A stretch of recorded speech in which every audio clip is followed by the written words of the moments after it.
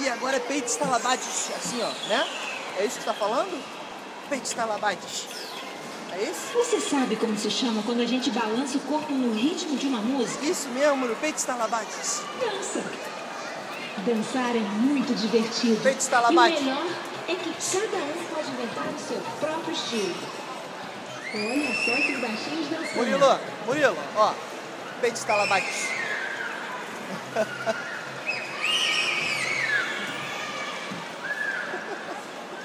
Peito estalabades.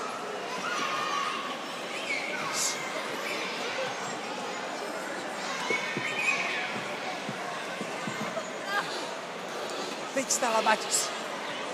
Ih! Uhul! Peito estalabate. Peito estalabate pro peito, estalas. Tá procurando a imagem.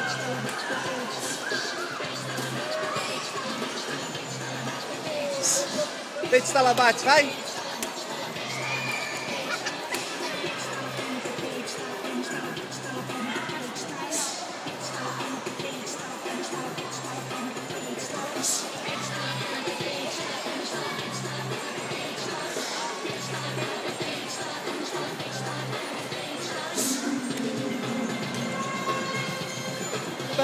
Para.